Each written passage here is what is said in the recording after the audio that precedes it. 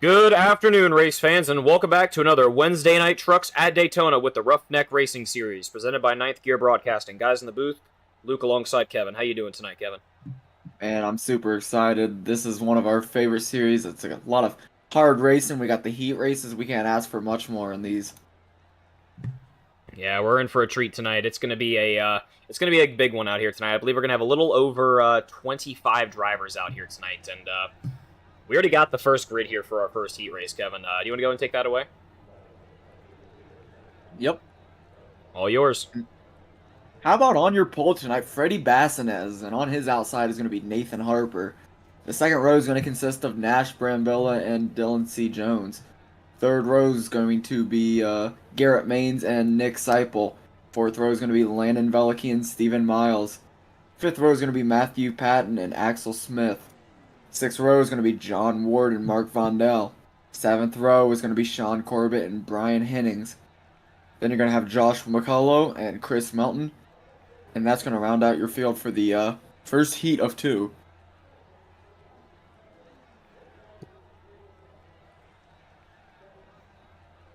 Yeah, no shocker, Freddie Bassinez. He's gonna be one of your front runners out here tonight. He seems to always be run up here in the front.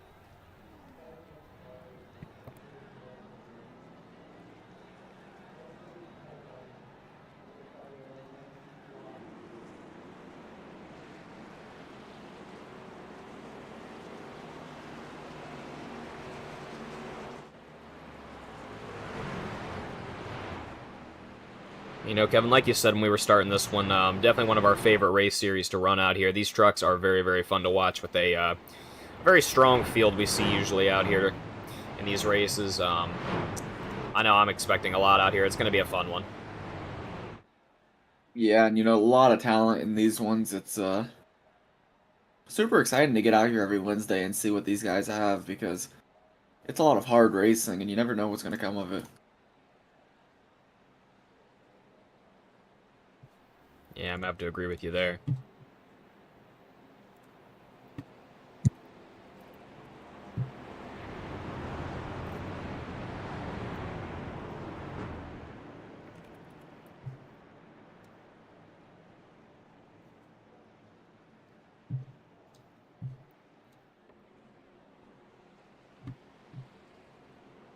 Yeah, we got 16 drivers here going to be starting on the beginning grid out here. It's going to be an eventful one out here tonight. We got a good pack of our front runners up here. Freddie Bassinez, Harper, Dylan C. Jones, Maines. And we got a lot of our big front runners up here early on in this first heat. It's going to be an exciting one early on, I think. Yeah, I think so too. I think it's going to be two very, how do I say, it? Cautious, not cautious, aggressive heat races as we only have 10 laps in these heat races. So they got to make it happen, and they got to make it happen now. And we are green here at Daytona, earlier than we're used to at Talladega, and they are off to the races. Freddie Bassin is on the inside. They're going up through the gears 2 by 2 all the way through, getting up to speed. 10 laps to go, 16 drivers, here we go.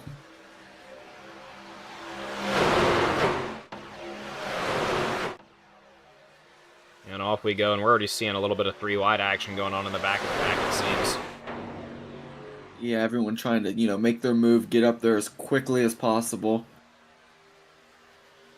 As Freddie Bassin maintains his lead on the inside line, and Nathan Harper on the outside line.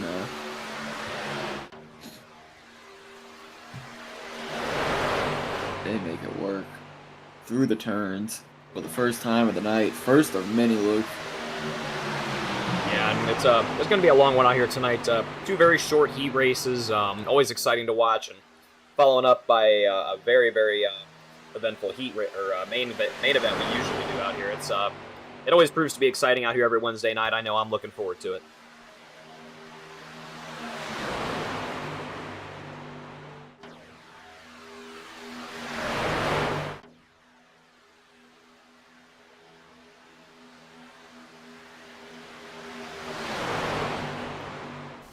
Oh, and they're already turned a little bit.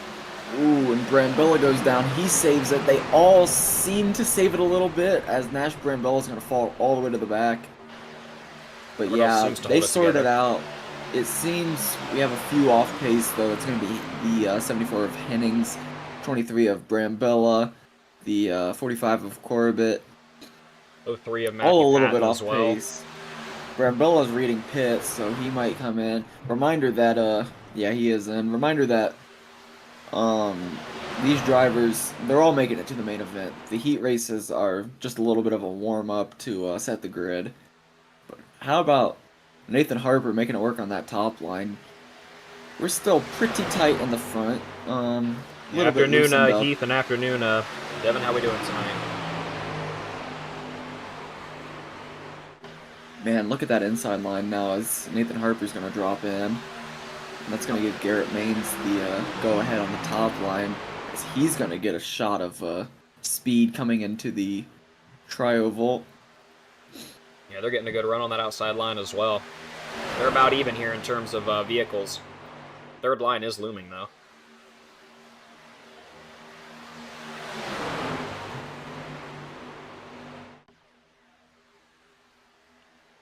A 3 wide across the back straightaway.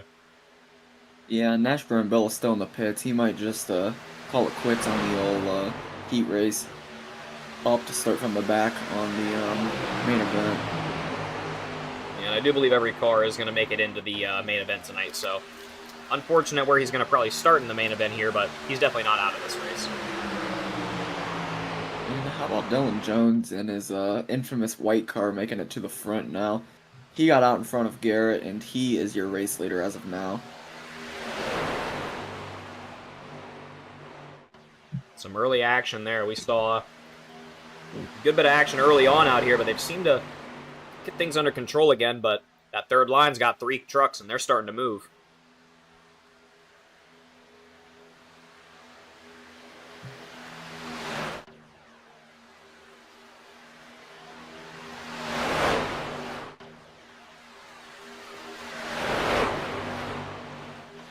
And the third line's starting to make its way. It's only 2 cars right now. I'd imagine maybe they'll settle back in, not getting as much speed as anticipated, but if not, that we're going to be 3 wide racing with 5 to go.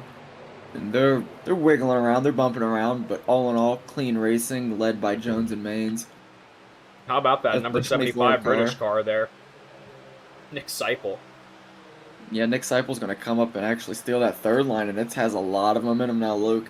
It's got 4 cars on it, and He's going to slide Nick down low. Seipel's now going to slide all the way to the bottom, and he's going to be your race leader for now. But here comes Garrett Maines.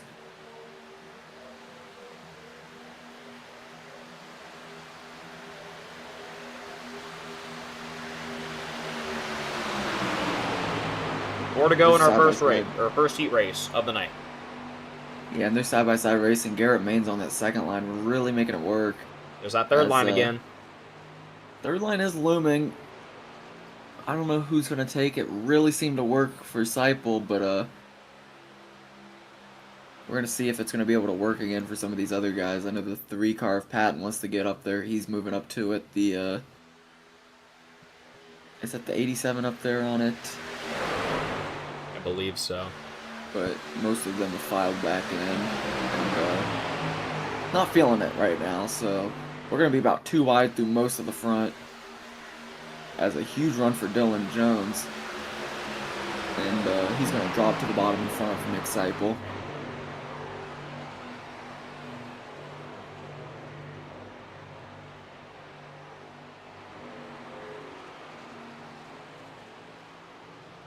Still 12 cars in the main bunch here. Freddie Bassnez is one of the last ones to round it off out here. Yeah, he is the last car to round that off. Started off in P1 to start the race, but he's faded all the way back to the P11 position at the moment. How about that inside line? Nick Seipel getting a good run, and they are moving on that inside line. Super tight all the way back until it's about the 97 of Smith. It's Axel Smith, but he's tightened it up now. He's right there. They're both very hot on each other's tail on the both inside and outside lines, but Nathan Harper finding his way right back to the front as he dives down onto the inside. Dylan Jones now working the outside with 2 to go.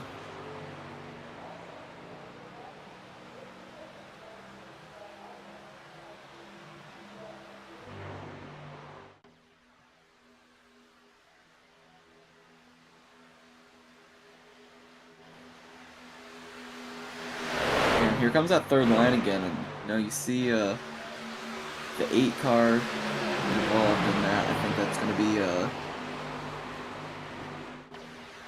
I don't know. I want to say Freddie Bassinez. It reads. Oh, they're wrecking! Someone sideways back there. Axel Smith, he's sideways in the pits. Axel Smith goes hard into the inside wall, but it's the final lap, Luke, and White Garrett flag's Main's out. in the lead on the outside. Nathan Harper on the inside. They're 2x2 up there. We're staying green despite the incident. And how about Nathan Harper making it work on the inside? He's your race leader now. He's side by side, hot on Garrett Maines. They're pushing. They're drafting. They're getting a lot of speed on this backstretch.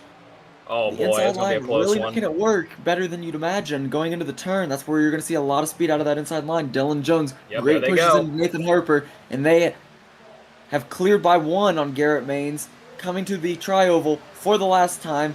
Nathan Harper's your leader, and Maines gets hooked. Maines is up in the air. They're fucking wrecking behind him everywhere. And that's going to be Nathan Harper winning this heat, followed by Dylan Jones, followed by Josh McCullough, Freddie Bassinez, and Nick Seipel's going to be your top 5. And a tough break for Garrett Maines, a tough break for, I want to say, who else was up there in that mix? Valaki might have gotten involved a little bit. Axel Smith got wrecked out before the last lap started. Hey, Axel Smith, bad luck for him, but, man, what an exciting first heat race. Yeah, good win for Nathan Harper, but, let's take a look at that chaos. I know we gotta go quick. They like to cut off the first heat. And there it goes. And there it goes. But we're gonna go ahead and get the second heat grid to you guys momentarily. But what an exciting first heat race, Kevin. I mean, I feel like I always say they're always exciting, but I mean they do never disappoint.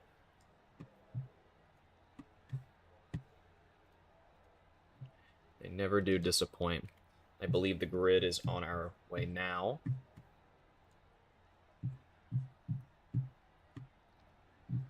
Right. I'm ready when you are. Alrighty, Kevin, it's all yours. Yeah, and how about on your pole?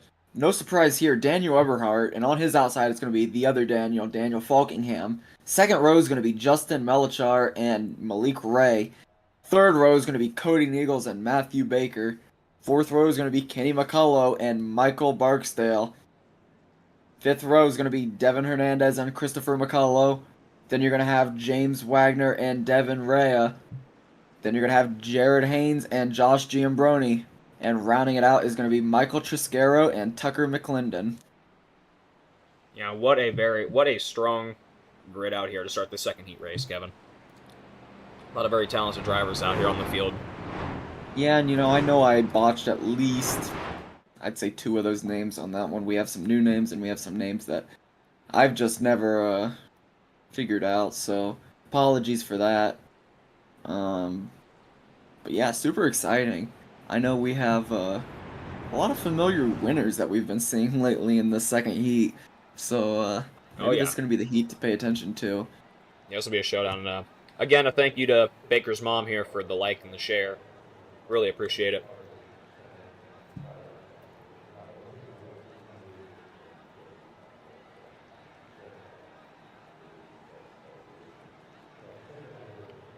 It seems we're getting some predictions in the chat. Someone's calling out a Cody Baker showdown here. Referring to Cody Neagles and Matthew Baker, I assume. 2 very strong drivers out here, and like I said, it's going to be an exciting one out here in this second heat race. As exciting as that first one was, I think this one definitely has the chances to top it.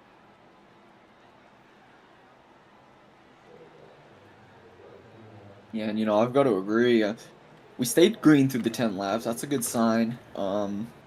But there was some incidents in that first one that really knocked a few of the guys out of that. I know Brambilla left early. Axel Smith got into it, but less about the old one, more about the race at hand, as we are green here at Daytona. 10 laps of Heat 2 madness coming at you, and a great jump for Daniel Eberhardt as he's about a car length and a half ahead of everybody else. They're catching back up, though. They're getting in the draft. They're getting in the mix, and he dives down to the bottom. And we are 2x2 racing with a third line already starting here at Daytona. Eberhardt and Falkingham leading the way. And how about that run on that outside line by Malik Ray and Daniel Falkingham? They're starting to get some movement. Falkingham going to slide down to the inside. Falkingham going to kind of leave Malik up there, but good run for them. It really goes to show which lines are going to work later on. And Matthew Baker is now going to file in with Malik Ray. Not something you see too frequently, but they're going to make it work for now on that high line. Third line's looming. They got 3 trucks. They're going to have the same amount as that second line. Yeah, and they're going to be led by Kenny McCullough right now, and I think Chris is up there too. Family member of Kenny, so maybe a little strategy going on in the second heat race. Oh boy, they're 3 wide.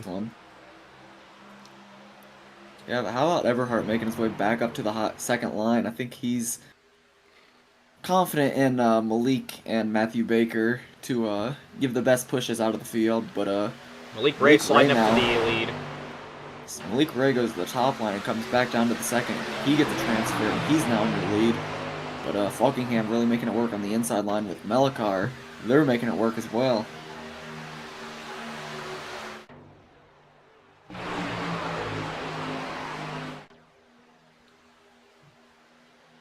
Giambroni way off pace. He's now down 15 seconds. Maybe some mechanical issues or something from his car. He's going to start towards the back of the field on the main race, the feature race.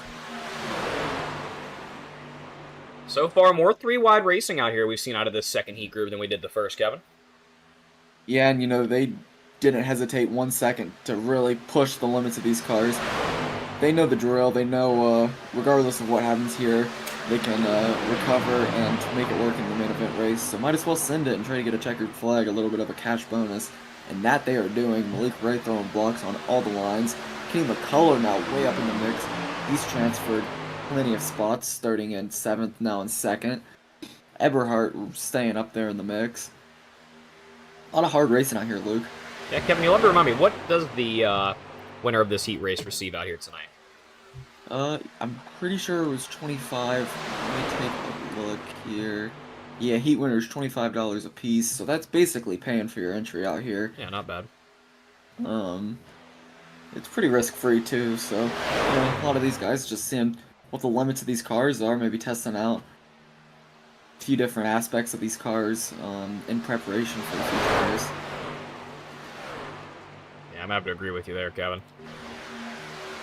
Yeah, it's been 3 wide for a while now. The drivers seem to have that in check thus far.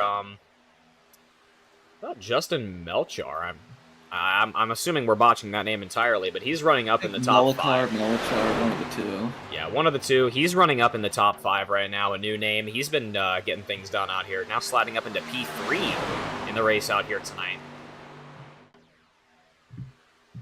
Yeah, and statistic-wise, he's only a C-class driver, so, you know, wouldn't expect him to be running up front, but he's really making it work, and he's really showing out for a C-class driver.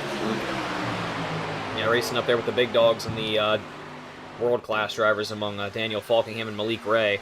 They're the 2 highest-rated iRacing-wise drivers of the night. And no wrecking! Malik Ray's in the wall hard. He comes back down. Oh, no He's wrecking! going to bring Ward into it. Caution's out. Not Ward. Caution's out.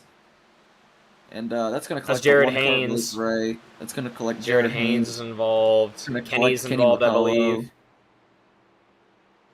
Oh boy, and a nasty wreck with 5 to go at Daytona on our second heat race of the night. We're going to have to go back and watch that one.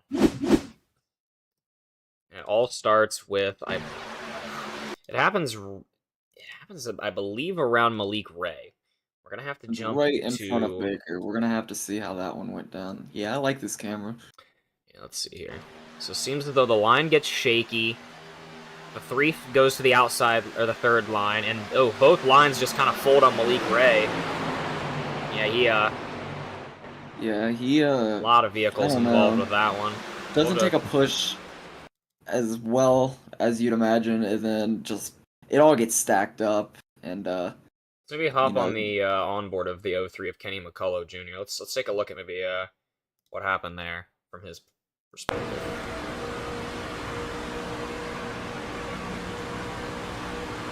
He's looking at the 3rd line. He gets the pass.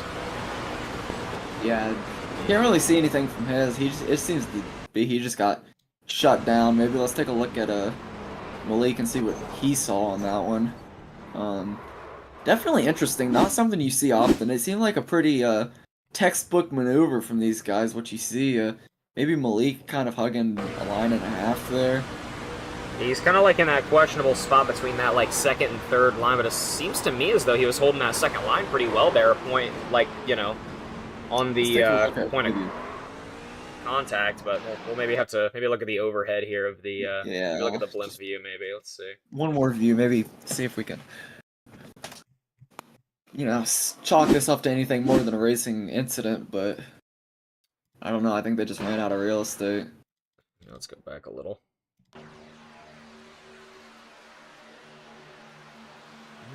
Seems, yeah. I don't know. It kind of seems like Kenny kind of cuts into that second line a little. I don't know. It's kind of tough to say. Let's maybe watch that back one more time. Oh no, Kenny gets a push from behind. Kenny gets a push from behind by the 5. Baker pushes Kenny. Malik's kind of taking up more room on that second line than he should. And it all just kind of... Yeah, we'll get a good view here.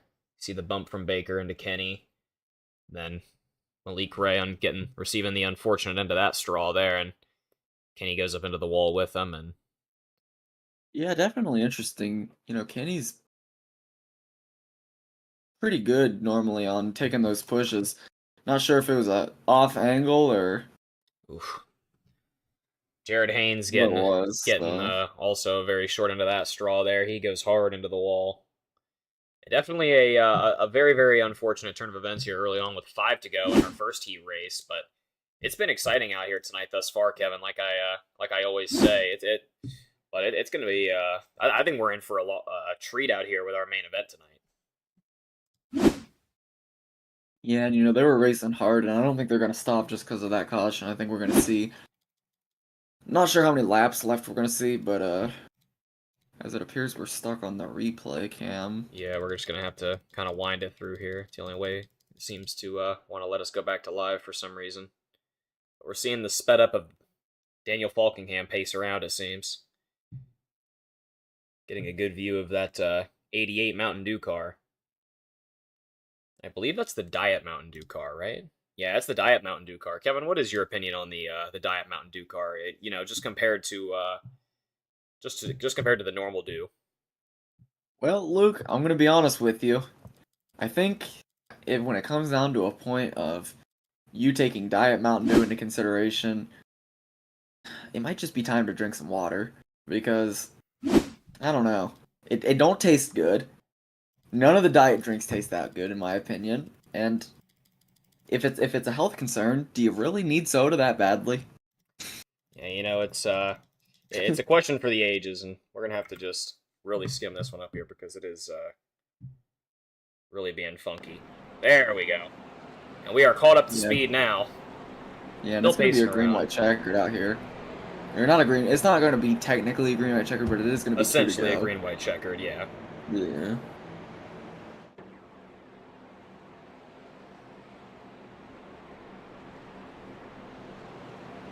But yeah, that's just a little bit of a hot take. I know a lot of people not only think the diet drinks are good because of the health benefits, but they also think they taste as good.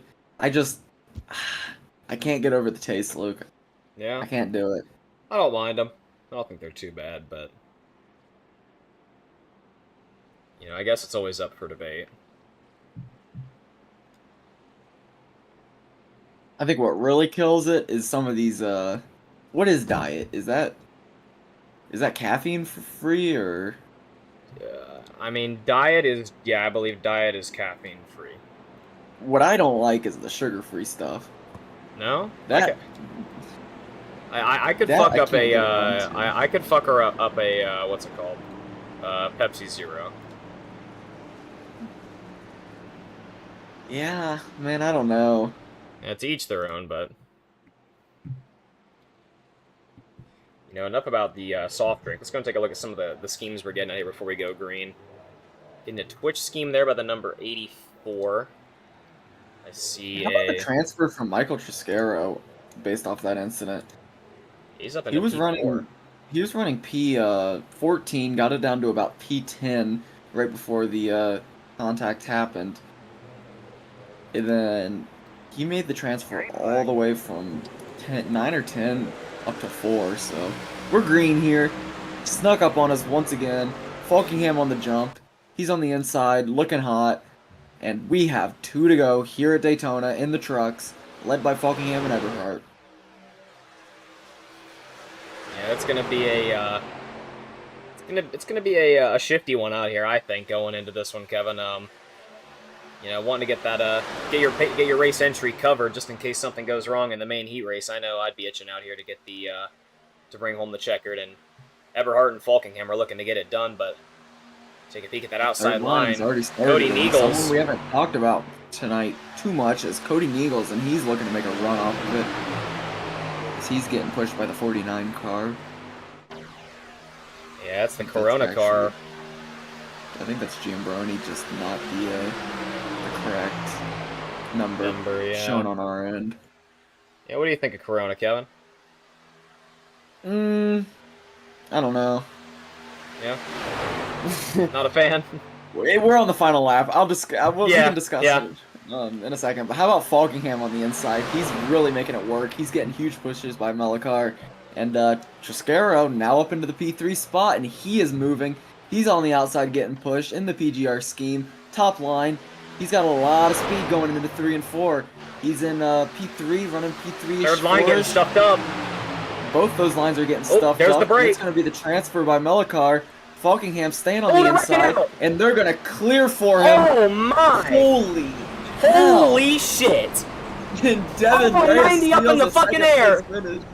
Eberhardt in the air, and number 6, Cody Niegels is on top of 2 of the cars, and the whole field wrecks behind Daniel Falkingham. Holy shit! My.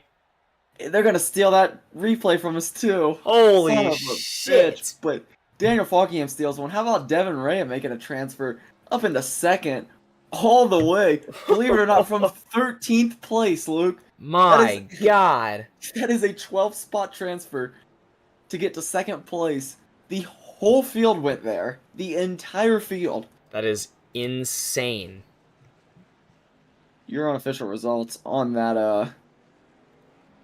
2nd heat race is going to be Falkingham, Rea, James Wagner, Matthew Baker, Josh Giambroni, Niegels, McClendon, Eberhardt, Hernandez, McCullough, Triscaro, Mellicar, McCullough, and Barksdale. And wow.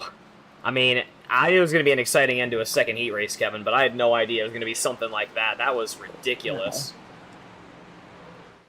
Yeah, and, apologies to our viewers. They don't let us show the replay if it goes on to another event. So with us going to the practice session immediately, it doesn't let us show it. But talking through what happened as best as I can, it looks like the 78 kind of goes into the 2nd line and just clears everything. Absolutely takes out everything.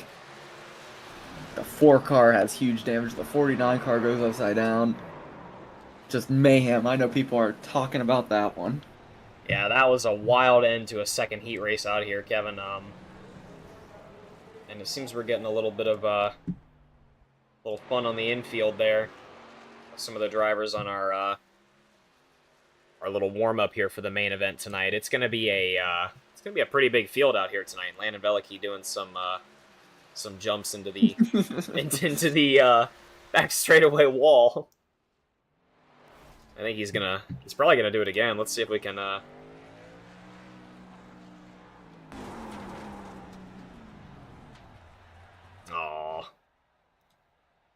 unfortunate, but it's gonna be 32 drivers out here tonight, Kevin. It's gonna be a big field. Yeah, and it's also gonna change the time a little bit. I don't know if you saw that little jump we just saw, but it's now evening. Coming to sundown, so this is going to be a great scene for what we can just assume is going to be a great race. Yeah, it's going to be a wild one out here, Kevin. And with 32 drivers on the grid out here tonight, Kevin, you want to go ahead and take away the grid out here tonight? Yep. How about Nathan Harper and Daniel Falkingham on that first line, as we saw our 2 heat winners Second row is going to be Dylan Jones and Devin Rea. Third row is going to be Joshua McCullough and James Wagner. Fourth row is going to be Freddie Bassinez and Matthew Baker. Fifth row is going to be Nick Seipel and Josh Giambroni. Sixth row is going to be John Ward and Cody Neagles. Next, you're going to have Matthew Patton and Tucker McClendon, followed by Landon Velicky and Daniel Eberhardt. Then you're going to have Garrett Maines and Devin Hernandez. On your, I think, ninth row is going to be Stephen Miles and Christopher McCullough. Then you're going to have on the 10th row Chris Melton and Michael Triscaro. 11th row is going to be Mark Vondell and Kenneth McCullough. 12th is going to be Sean Corbett and Justin Melikar. Next, you're going to have Brian Hennings and Michael Barksdale.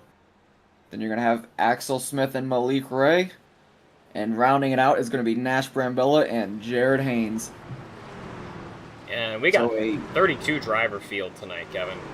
It's going to be an eventful one, I feel, just from what we've seen in the 2 heat races.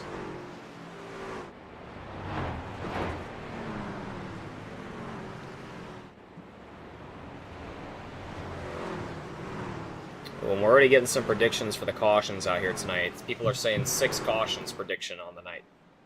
Yeah, I put my prediction in the chat, Luke. I like to get in on the action. You know I'm a degenerate gambler. Oh, so I know you're a gambling man, Kevin. I am as well. I'm going to put the over-under at 4.5. A little bit more optimistic than Danny Barnes, who says 6. I think that's a solid line. I think I'll take under 4.5. These guys know what they're doing. I say we're going to see 3 tonight. We're going to see 1 early on. They're going to shape it up. We might see a second, like, midway through the race, but I think we're going to definitely see 1 near the end. Probably going to result either in a green-white checkered, or we're going to see 2 at the end, I think. But I think 3 is going to be the magic number out here tonight.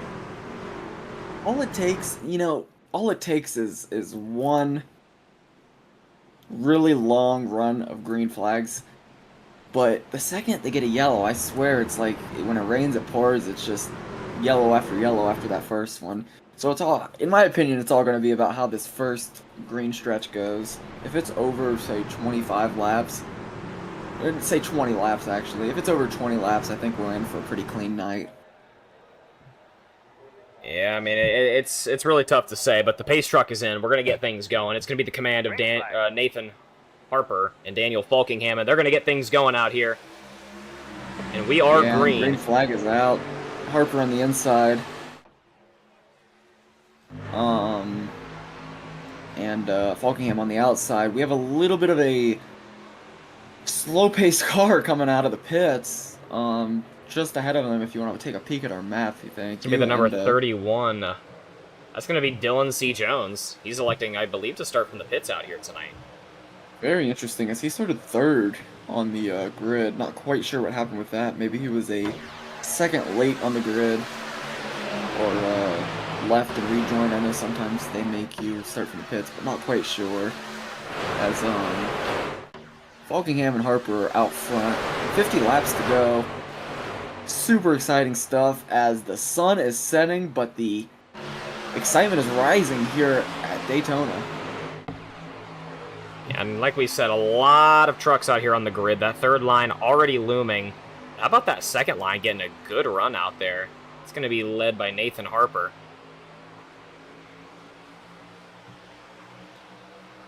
And yeah, as we take a look back through the pack here, we're seeing a lot of 2-3 wide racing here. Malik Ray back into P19 here. He had a very unfortunate end to that, to his heat race, but he's going to be looking to claw back here. But a handful of cars off pace here. Dylan C. Jones, he isn't quite... yeah, he's going to be in the back. He's going to be back in P32.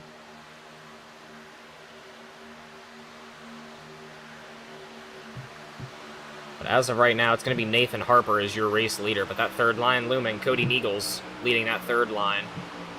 And Devin Ray leading the middle line. And we are 3 wide up for the lead already on lap 3 out of 50 out here at Daytona with the Roughneck Racing Series.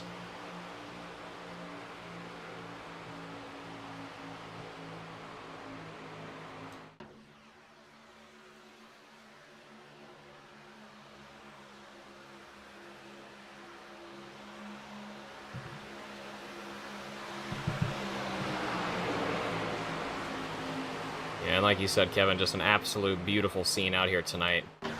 It's gorgeous out here. Yeah, and a lot of very good-looking schemes to go along with that, Luke. I know we talk about it all the time. I'm not gonna quite ask the question yet since we're under green, but just reminding you to pay attention because the question is coming. Oh, I know, Kevin. I've already had my eye out here early on. We're on board of Cody Neagles here. He's going to be taking command of that third line, and he's trying to get his line. And look at that speed. They're starting to get some momentum on that third line, and holy, he is cruising on that third line. Yeah, that back stretch just shoots him out of the cannon. And how about I think that's Garrett Maines up there giving him a push. They're just really making it work up there.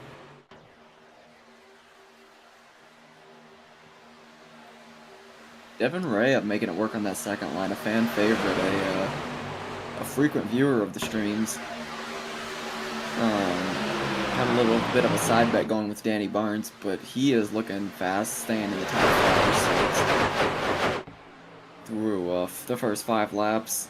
James Wagner a little bit of a fall off after getting a good run to get him into the 6th starting spot. He's now down to 9. Nothing huge though for him, but I think your biggest mover of the night so far is going to be Cody Neagles from 12th to 1st.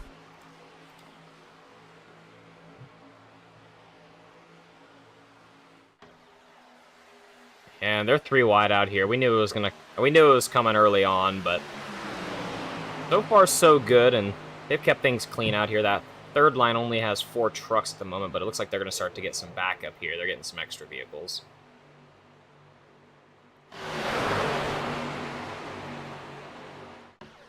And everyone trying to get up to the front in a hurry. I know a lot of these drivers, they know the game. They know what they got to do and when they got to do it.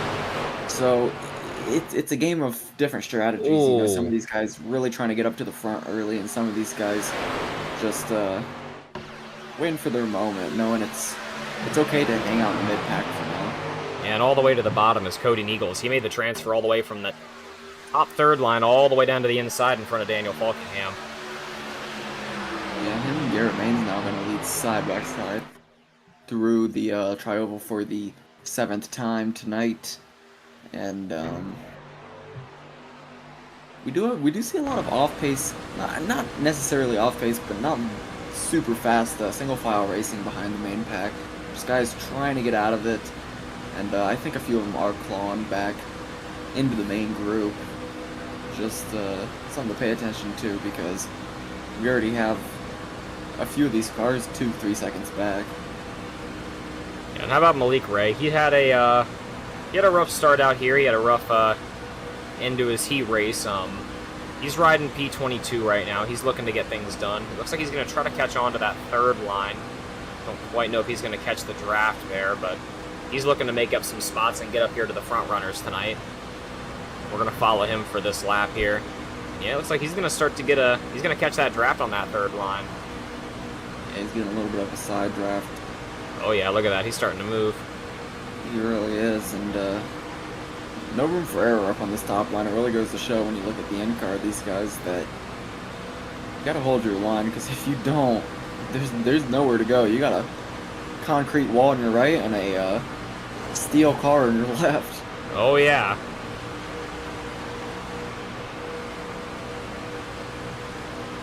Yeah, back to your question about the Coronas, as we do look at the 49 car of Giambroni. I think that's Giambroni. Don't quote me on that, but Ooh, it's getting shifty. Corona car. I'm not a hater of Coronas. I can go Mexican for a night or two, but it's not my go-to. Yeah, I mean, I feel like if it's the right vibe, like on the beach, like a resort, with a lime or something, I can get behind that. But as a casual drink on Sunday night, watching football, I don't know. Maybe soccer. Yeah.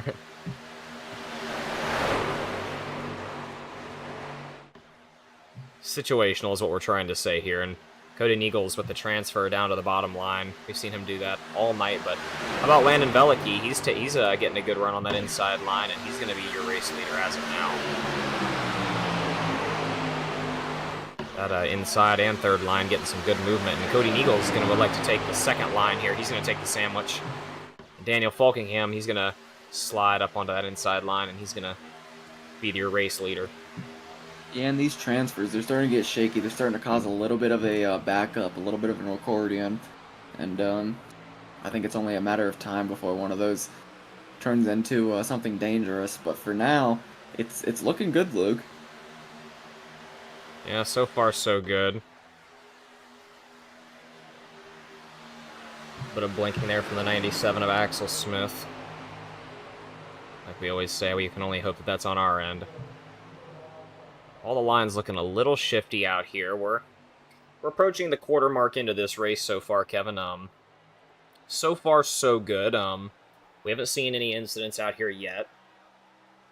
Drivers seem to keep things under control so far, but we saw some eventful crashes there in the heat races, Kevin.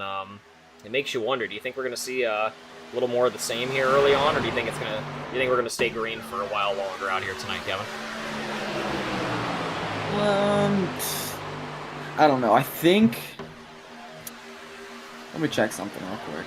Let me get back to you in about 15 seconds.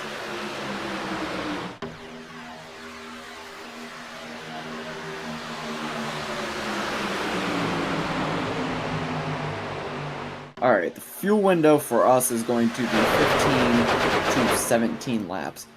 So, I think we're going to stay pretty safe until after that first pit.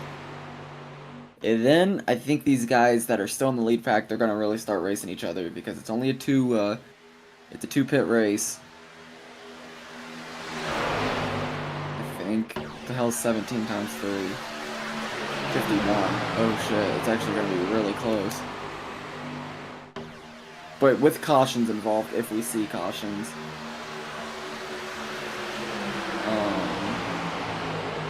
I think it's going to be a two-pit race, but I think what I'm trying to get at is I think we're going to see the big racing after the pit. I gotcha.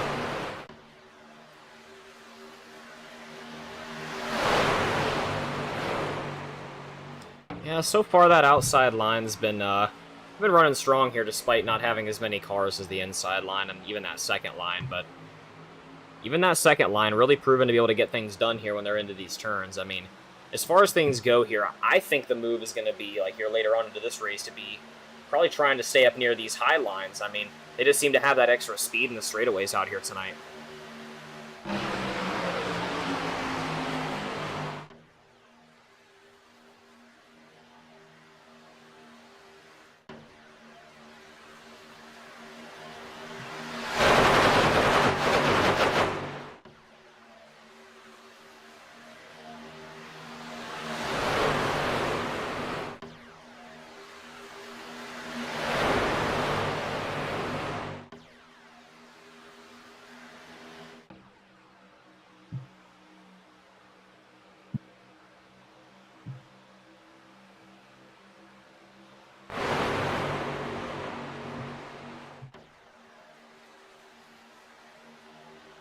Yeah, and that third line really starting to work up top, despite only being two cars. Really interesting to see that they're getting as much speed as they are with such a lack of vehicles up there. That's led by Garrett Manson. Oh, the number 6 is sideways. We're wrecking. Ooh, we're wrecking. Lap 15. Hold it together, boys.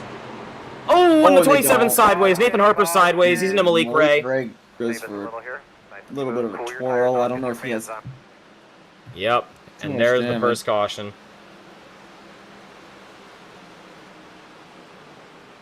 And the first caution of the night happens on lap 15 with the Roughneck Racing Series at Daytona. And yeah, we're going to have to go back and take a look at that one. Where did all of that happen? I believe it happened up near the front with the number 6. It looked like he got sideways, and I think that kind of started the accordion effect. We're honestly going to have to probably just go to the blimp view here and just take a look. So it happens up there around the number 6. Yep, happens right there. The accordion effect starts to happen. Malik Ray gets into the side of, Nathan Harper. And yeah, very unfortunate early on for Harper and Ray, that's a very unfortunate one early on out here. It's you know, it happened early out here tonight, Kevin. Lap 15, we're already a caution in. Yeah, I said they gotta get 20 laps. They got about 16. It's gonna be about 20 to go going green. I think that happened at the best possible time, though, as far as strategies go. We often see on the first green flag pit a lot of cars getting off the lead pack and it kind of just turning into a show of about 15 cars. With this being a pit under caution for the first of two pits on the night, I don't think we're going to see that, so I kind of like that, Luke. I'm not going to lie. I don't know. I don't think this series does any fast repairs.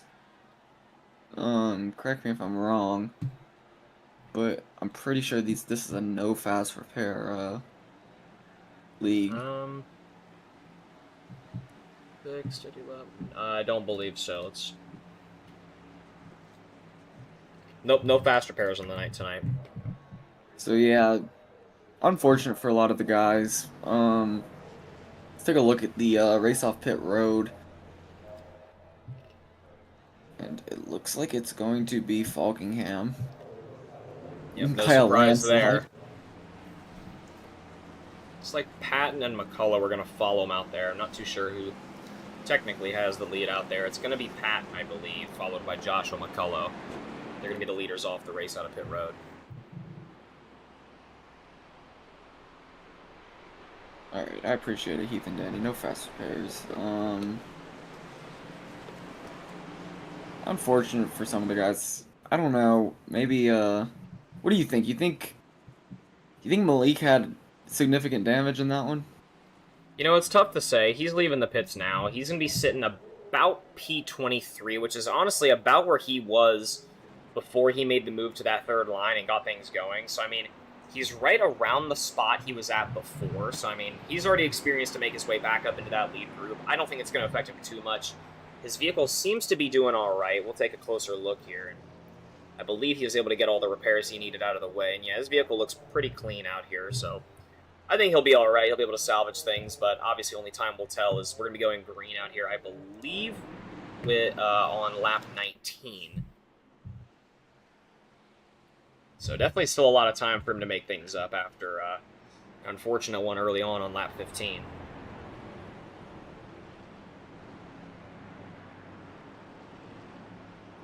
And you know, Kevin, we always talk about it every night, Kevin. I know you said we weren't going to talk about it because we weren't because we were green, but I feel as though now's a better time than any. What schemes you looking at out here tonight? Can you take a look at, let me see, someone in the chat said, got some good looking schemes on the 30 car and the 49 car. 30 and the 49. Here's the number 30. Oh, James Wagner in the Gold Roughneck Racing Series. Go ahead and take a look at an angle where I can see something, maybe. There it is. There it is. Yeah, that's a good looking car. And then Chris Melton was the other one. Let's see. There he is, the number 49. I believe he's actually the number 52. They're both rocking the same scheme out there, actually. I believe it's the new Roughneck Racing Series scheme. Yeah, and that's a good looking car, made by 760 Graphics and Heath. I know I messaged Heath just a bit ago and asked, maybe think about getting a ninth gear car out there. I know we've been talking about trying to get that going, but I apologize, Heath. I haven't been able to get back to you. I'll get back to you after this race, but definitely a couple cool looking cars out there for the Roughneck series. Oh, no doubt, Kevin.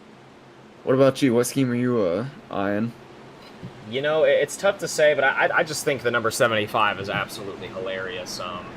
The British scheme we saw up there near the front, I can't remember exactly who's running it. I believe it was Nick Seipel. Seipel? Ah, yeah, Nick Seipel. Yeah, I just think that one's absolutely hilarious. And who is that on the car? Michael, what does that say? Bisping? I believe, was that the fighter? Either way, a lot of nice schemes out here tonight. We're going to be going green this time by lap 19. Commander Daniel Falkingham. On the outside is going to be Matthew Patton. We're going to be going green again for the second time out here tonight in the main event. Here we go. Green. Going green with a good jump for Falkingham. Patton now up there in the mix. McCullough and Miles behind them. And we've got ourselves about 31 laps of madness left, Luke. Different top 10 than we saw just momentarily ago, or just a couple minutes ago, but definitely an interesting one. Stephen Miles, he's no stranger to success out here in these super speedways, so another car to look at is going to be him, and that outside line really making it work, and Patton's going to dive in and take the lead. You know, and you were, to add on to what you were saying out here, just in general, a lot of very strong drivers out here with these super speedways. We know, I know we see them across the other leagues be broadcast. A lot of big names. It's going to be a very, very exciting one here as we close in on the halfway point of this race. 5 laps in the future here. That third line already looming back there. It's going to be the Cabela's scheme. That was another car I was going to point out there. We'll see if I can maybe figure out who that is on that outside line. Oddly enough, running behind the Bass Pro Shop car. Oh, and Jones is sideways. Holds it together, but they're wrecking behind him. And the PGR car is up in the air. Oh, I think that's going to be Triscaro, or Veliky maybe. It's going to be one of the two. Yep, that's Veliky. Landon Veliky goes upside down. He's got some and the serious Cabela's damage. bumper flying in the air. Going for a trip. We're going to have to go back and see how that one started. And Landon Veliky going for a wild ride out here, and it happens for a second time out here early, Kevin. I know you called a lot of cautions out here, but I can't quite say I expected it to be this, back-to-back. And, oh, boy. Yeah, and I've seen it so many times. It seems these guys are running green, these guys are running clean, they're looking good out there. The first caution comes because of one minor incident, one mistake out of one of the drivers, and then it just seems like they can't get another good green run after that. And if I'm Danny Barnes right now, I'm starting to get nervous because we're already at 2 cautions, and I'm pretty sure the line was set at 6 between the two of them, so... Yeah, Triscaro goes for a ride there, and he's gonna need some Dramamine after that one, because that is an absolute flight he took. Yeah, he goes for a wild ride here. It all started up with Nash Brambilla. If you want to take the onboard of him, maybe. Yeah, we'll go back and we'll take a look at how that all happened from his cockpit view. And we're going to go back a little further, I believe. Let's see. It seems as though he just catches a stray piece of air there. I'm not quite sure what that one was. Just to say hi to the Bass Pro car, and then the 34 Veliky comes flying and just about gets ramped up on the Bass Pro car. Yeah, maybe we'll hop to the overhead view here. Maybe we can get a better view of what happened. Keep an eye on the 23 there, and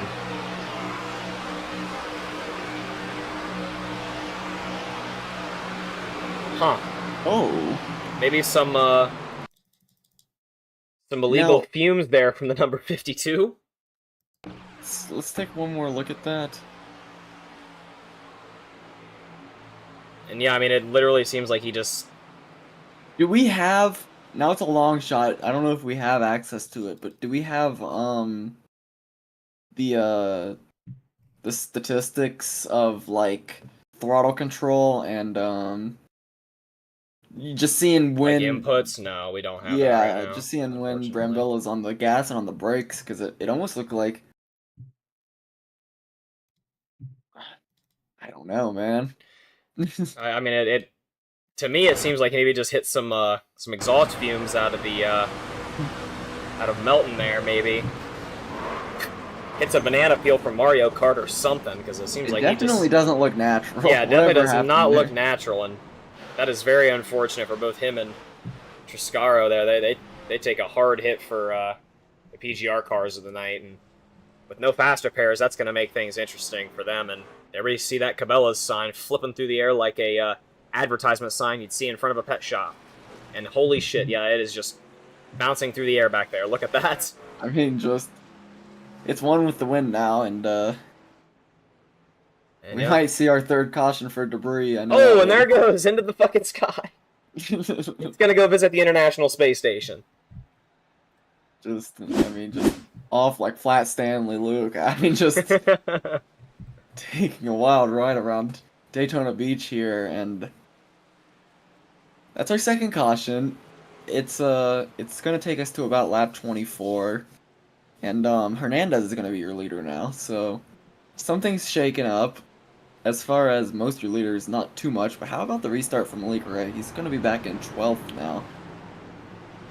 Yeah, he's made his way back up. I know he had some unfortunate events going on early here, but he's made his way back up and almost into the top 10. He's had an eventful night out here, but he's managed to salvage things together. Yeah, and one unlucky better on Nash Brambilla. Probably not too pleased with the events that just transpired because he is not looking too hot this one anymore. Yeah, and you can see that the rear bumper there is very bent up, and it seems as though he's also missing the front right or front left quarter panel. Sorry, of that Toyota Tundra, I believe. And yeah, that thing is messed up here as we're approaching the halfway point of this race. Yeah, and the 23 car is going to be Nash. That's going to be a Vikings scheme. You a big Vikings guy, Luke? You know, I like the Vikings to an extent. I really haven't. I've only been watching the NFL for a handful of years here. I don't really have like a set in stone favorite team yet, to be honest with you. Don't really know enough about the sport and enough about the players to really, like, you know, make an accurate guess.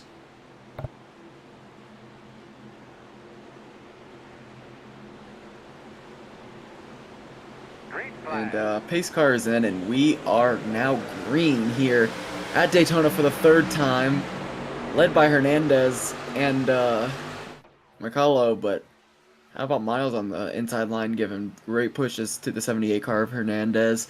Foggingham back there on the outside line trying to make something work as they're going through the turns for the first time once again and getting up to speed. Patton's still up there, Henning's still up there. Malik Ray, the car to watch though, I mean, he's made it all the way through the field in just a couple turns, or just a couple laps, and that last restart really benefited him, so he's top 12. And how about Malik Ray? He's trying to break into the top 10 out here. He's had an eventful night out here tonight, but he's making things work.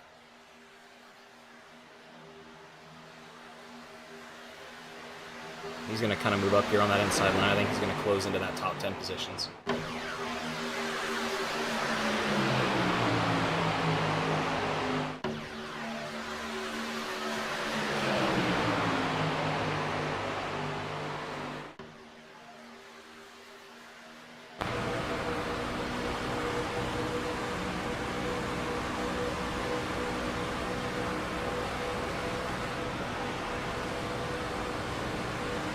Yeah, and you know, he's asking for some in cars. How about we give him, who's doing better, Wagner or Melton? I know he's, not owner of those schemes, so let's give him one of those guys. Yeah, we'll hop on the onboard of Melton here. He's riding the sandwich line. Yeah, Baker does go up top of 3, He's in behind Hennings. Melton, Ooh, and some rough pushes there. yeah, They're gonna hold it together though. they're checking a little bit, and they're gonna even it right back out as we're 3 wide, and here comes Matthew Baker, making that third line work. We know he does, and, I mean, just look at that speed on the backstretch. It dies off a little bit in 3 and 4, but then it picks right back up in the tri-oval. So I think if the cars are there, The third line is just, I mean, until towards the end, it's just the line to beat. Yeah, it seems as though someone's coming into the pits there. Not too sure who that is. It seems as though we had a car It's going to be Garrett 2 going Maines into the and, pits here. Trevor McClendon and it's something like that.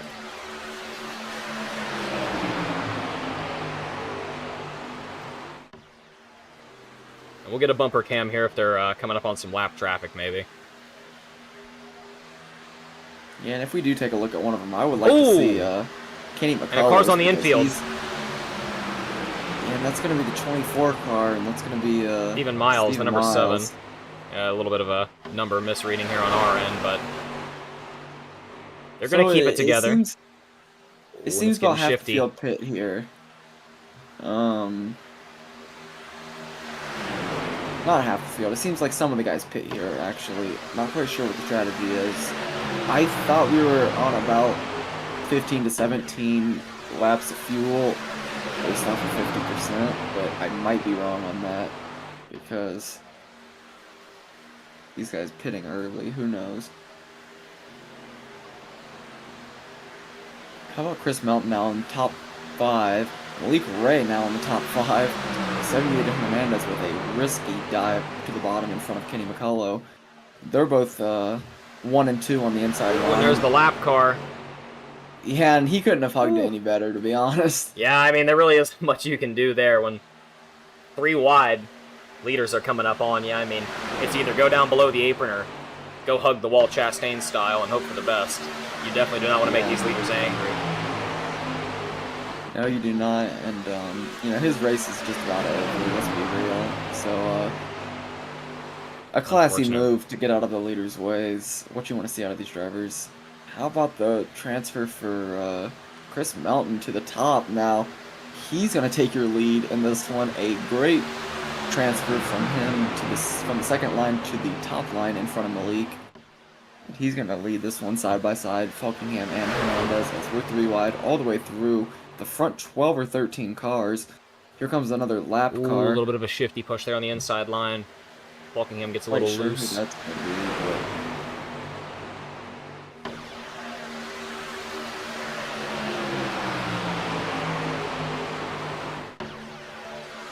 Third line still making things work up there with Malik Ray in the lead. They're only having 3 trucks, though.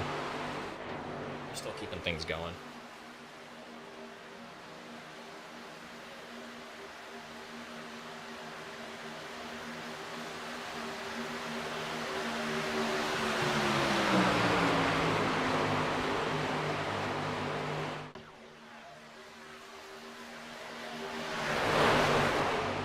Chris Melton making things work here. He's on the inside line. He's making things work. And, ooh, gets into the side door of the number 78 there. How about Hernandez? He's really held on to it here. Not quite sure who that is. Might be a might be a regular. I'm not quite sure. I know I haven't said the name too much. Oh, and they're wrecking behind. They're wrecking behind Eberhardt. Ooh, and it looks like it's going to be a hell of a wreck. And oh boy, that's going to involve many vehicles. We're going to have to take a look at that one because that one... I'm seeing a lot of names. Really collects. And oh, jeez. You know, we've seen the magic number I predicted tonight, Kevin. I think we're going to probably see a few more. But things get loose up there near the front, and oh boy. That's going to collect a Baker, lot of vehicles. Bassines, that's going to get... I'm just going based off the schemes I know. That's going to get James Wagner. That's going to get... oh, it's going to get more up front, too. I didn't even see. Oh, boy. Malik Ray narrowly avoided that one. I don't know if you saw that, but he was shaking there near the end. Did Falkingham avoid? I know he got... Falkingham's right in the middle there. Watch that middle line. Falkingham gets into Malik Ray. They're both sideways. They're both wobbling around. They both avoid. Neagles avoids. Kenny kind of avoids. David Ray avoids. The Brit, I forget his name. Sorry. Nick Seipel avoids. But a good number avoid, but a larger number involved, and Yeah, let's take a look and see where that one started. Still not quite sure. Top Where to that the one top to the chopper view, started. maybe. Yeah, let's take a look all the way up at the chopper. I want to say it started with It happens up there near the Hernandez, leaders, I think. or yeah, I want to say Devin Hernandez when he goes down to the apron, but it might have started even before that. So let's take a look here.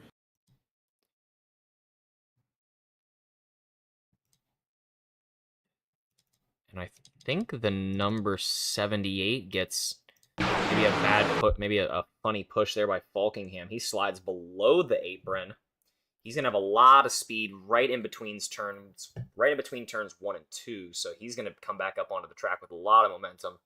Gets into the number 03 of McCullough, and that's gonna cause just a plethora of Yeah, but if you take vehicles a look, to. it's almost like the 49 was already sideways when it came back up. I don't know if we could look at that one more time and just focus our attention to the 49.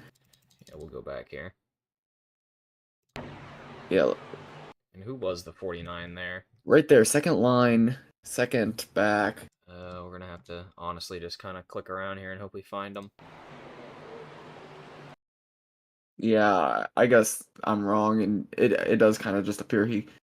I mean, the angle we were on was fine. We can see him, clear as day. So yeah, it looks like Kenny goes up to avoid. Not quite sure what the 78 was doing, if I'm being honest. There, put a little too much dip on his chip, going down to throw a block on Melton. Goes all the way under the line, and then just decides to come back up. I don't know if it was a momentum thing or if it was just him deciding to come back up, but that one's really gonna collect It's gonna collect a some lot cars of and drivers. probably some emotions because a lot of the guys that were running up front are no longer. Yeah, but how about Chris Melton salvaging his way through that one? Malik Ray also made his way through. I believe he went into the pits there.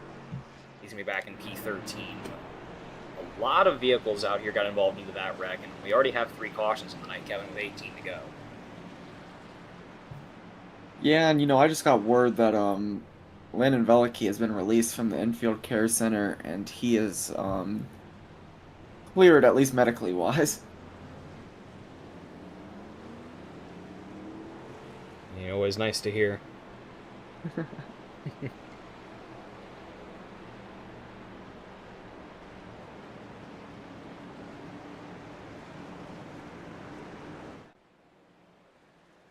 And that's only the third caution. Danny, you're still not on a terrible pace here.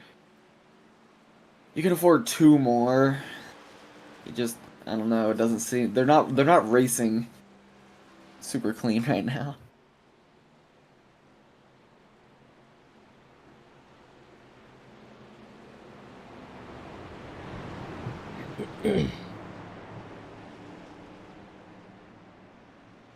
A lot of vehicles that were running up front early on no longer in your top top 5, top 10, but a good number of newer drivers out here that we haven't seen running up front tonight, making their way up to the front here. Sean Corbin making his way up here near the front of the pack. Let's see, Jared Haynes making his way up here to the front. Both McCulloughs rocking up here in your top 10. Be looking for them to maybe make that third line work.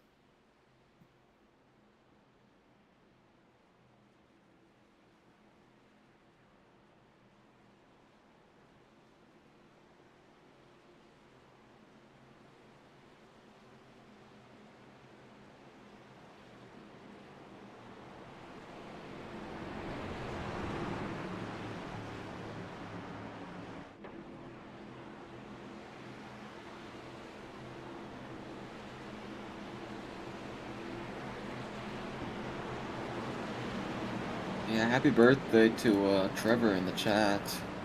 Um, you want to sing the song, Luke? I think that's all yours, Kevin.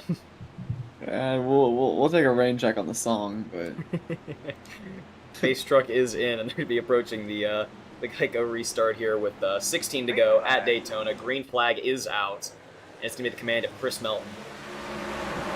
yeah, how about Mountain and Ward up there? 2 OGs of the craft running up front.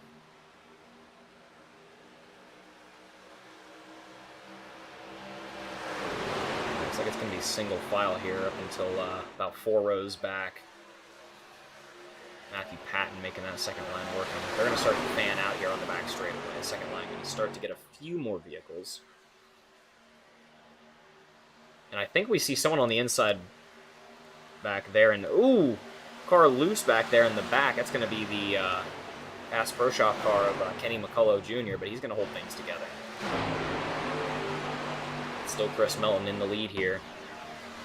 We're going to be 15 to go this time by. Yeah, Chris Melton and Gordon both making it work. We haven't seen that third line quite yet. I'm sure we will, though, Luke. Oh, yeah, and they're already starting to shuffle around a little bit. Wouldn't be surprised if we see it soon out here.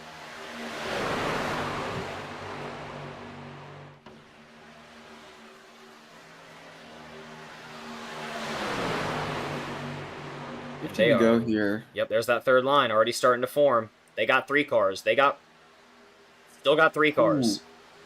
I think that's Wagner back. Or no, that isn't Wagner. That's a different green car. I forgot he's on the new scheme. But regardless, green car back there. I think it's Cody Nagels actually.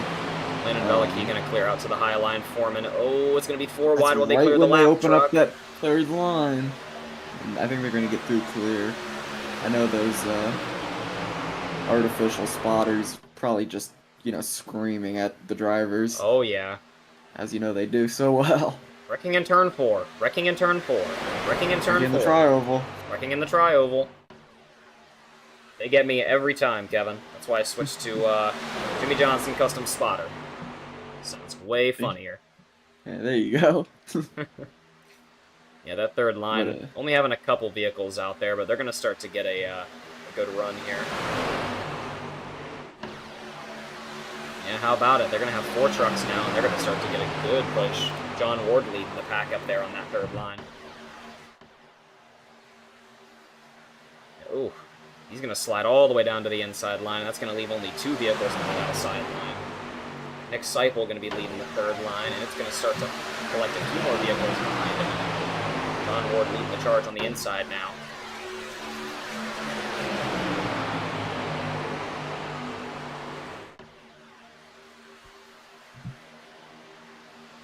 Yeah, and how about Chris McCullough up there, too? Haven't talked about him too much. Yeah, and I mean, never count the McCulloughs out. They're both in your top 10 right now. That's one Christopher McCullough and Joshua McCullough, and Kenny rocking all the way back in P25. He's had a rough race on the night. Oh, yeah, I apologize. That's actually Josh in third. Yeah, Josh in third and Christopher in 8th. How about Nick Seipel on that outside line? He started to get some good momentum here. I believe he's going to be clear, and yeah, he's going to take it all the way to the inside line in front of John Ward. Well, James Wagner lurking into a top 10 spot right now. We'll love to get him in the booth. Oh, yeah. Some tough pushes on the inside line there for Nick Seipel. How about Devin Rea? He's made his way up. A few fans in the chat, including us. He's up into the top 5 right now. Look at Jared Haynes. Here, now we're going to swap to Devin Rea. Sorry, I was trying to find him. Yeah, he's making that third line work. He's going to start to get a good bit of speed here going into turns 1 and 2. But they're going to be approaching a lap vehicle, and that's going to be the number 23 of Nash Brambilla. He was involved in some incidents early on, and yeah, he's going to, no surprise there, drop way below the apron there for him and let them pass by. Good on him for just staying out of the leader's way. And look at those lights shine as the sun has set at Daytona. It is officially a night race out here. With the roughneck racing. It is. The lights are on, the lights are bright, the drivers are really excited for these last 10 laps, I'm sure, because it's getting late. I know these guys just can't wait to get to the checkered. How about Nathan Harper now up in the lead? We haven't talked about him since the heat races, it seems, but he's making it work. The inside line now. Getting some speed with Ward getting pushes from Nick Seipel. Yeah, that outside line getting a few more vehicles now. Malik Ray in the very, very back of that third line. I think he's trying to set himself up for a a nice spot to maybe make a transfer later on into this race. You know, it's always nice to be one of those last cars out there on the outside line. Maybe you know, get yourself up into the front spot with a couple laps left to go. Maybe be able to make a late transfer down to the inside line.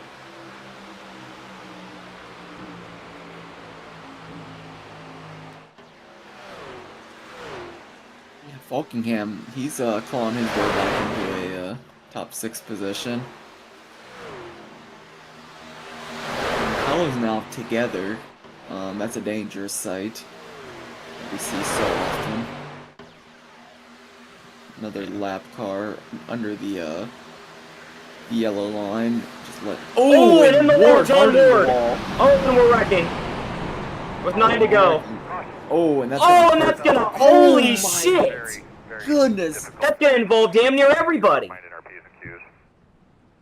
Oh my god. And the big one happens with 9 to go at the Roughneck Racing Series at Daytona. And damn near everyone's in the wall.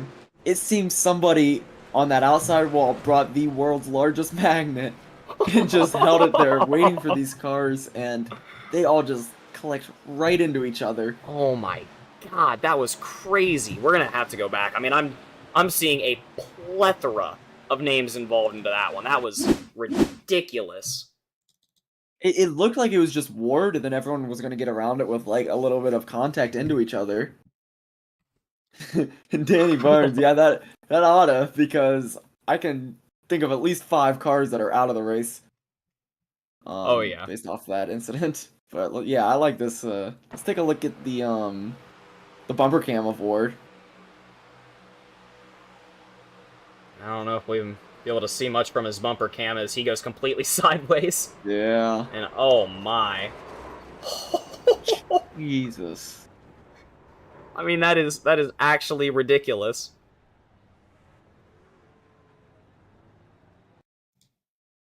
I mean, that is going to involve so many vehicles. And Tucker McClendon letting the crew know he's through. And what I would imagine is Days of Thunder fashion, because it doesn't seem like too many of the guys did get through. You know what? Let's go back and look at the onboard of Tucker. I want to see where he was in that mess.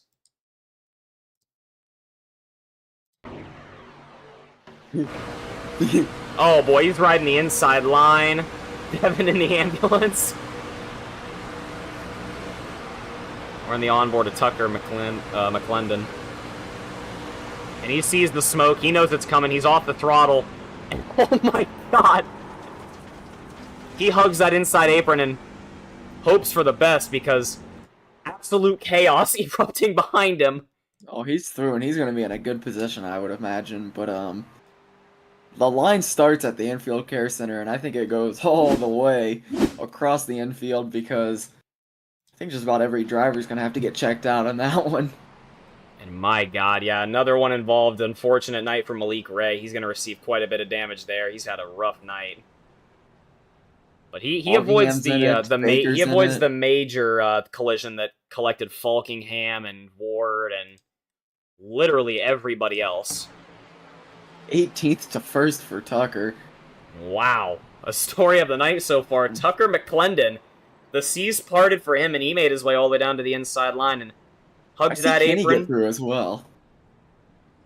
Yeah, let's go ahead and jump back live and see who all's still in this. And it seems like it's going to be a lot of vehicles in the pit right now, but Tucker McClendon, he's going to be your leader, followed by Nick Seipel, Freddie Bassinez, James Wagner, Axel Smith, and Dylan C. Jones. They're going to be the current 6 running up in the front group right now, while the rest behind them are still in the pits, and rightfully so. I mean, Falkingham, Triscaro, I mean, and Colo, consider me Baker, damned, Triscaro back into the top 7 now. And wow, holy shit. And yeah, I cannot wait to hear some interviews after this one. Do we have any drivers in the chat right now that are in the Discord that we could get in here for a post-rec interview, maybe? Yeah, we got about 3 of the guys in there, but I think they're all still in the race. And with 6 to go, I think we're just going to leave them alone for the last 6 laps. Yeah, we'll save our interviews for after the race. I don't know. It seems as though Ward might have called it quits out here tonight. It doesn't seem as though he's on the track at all tonight. Maybe send him a message, see if he'd maybe want to get a post-rec interview real quick. Yeah, Well, we got about seems a like he's lap not to on the green, track. so I think we're just gonna hold off. All right.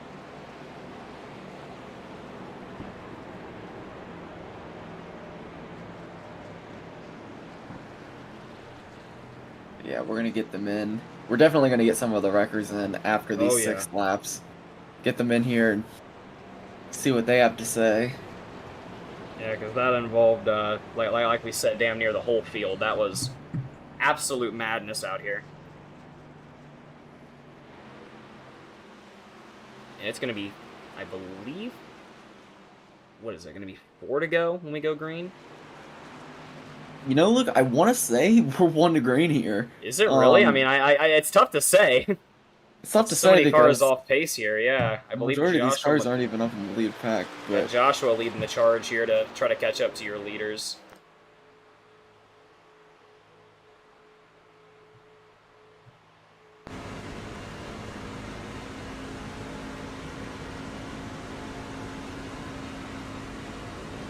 let's see what place some of these guys were in directly before the incident.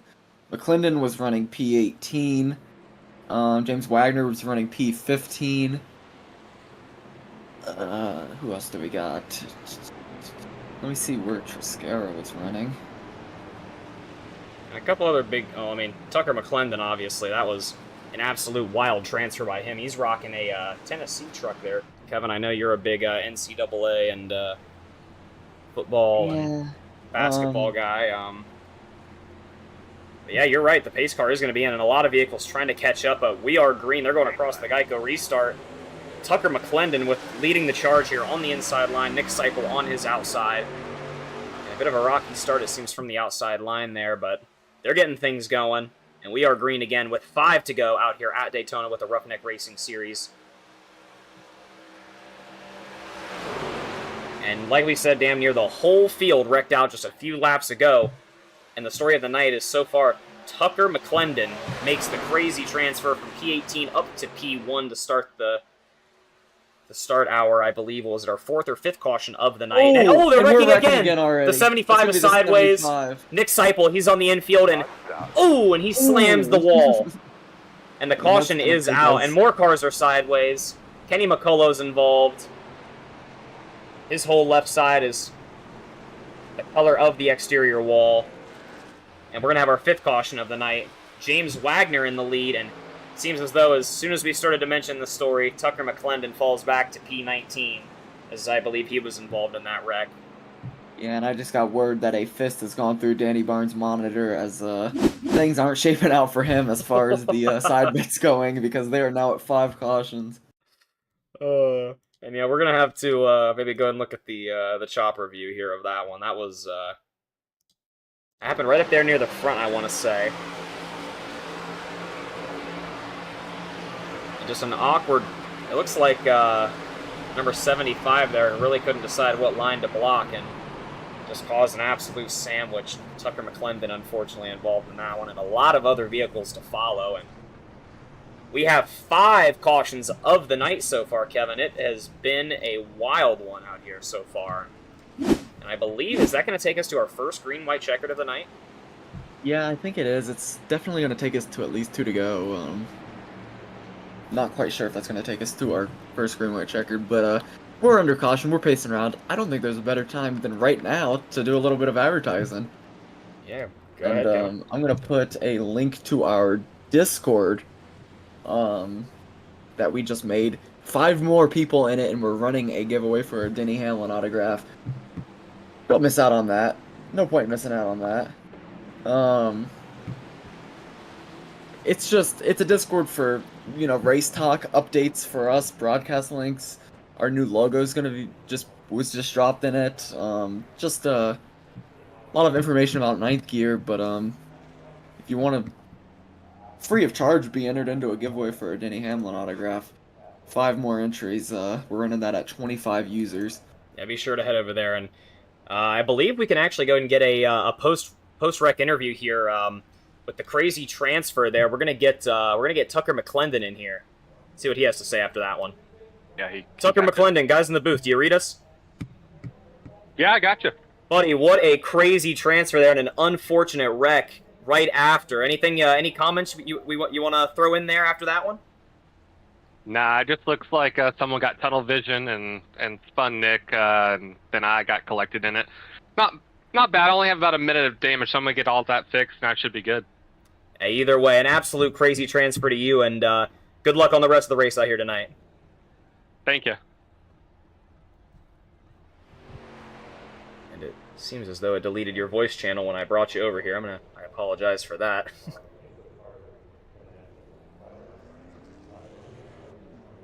And yeah, an unfortunate wreck out there of the night for Tucker McClendon. But Dylan C. Jones is going to be leading the group out here as we get ready to begin our. I believe it's going to be. Is it going to be 2 to go out here, or is it going to be a green-white checkered? I believe it's going to be 2 to go out here. Yeah, it's going to be 2 to go.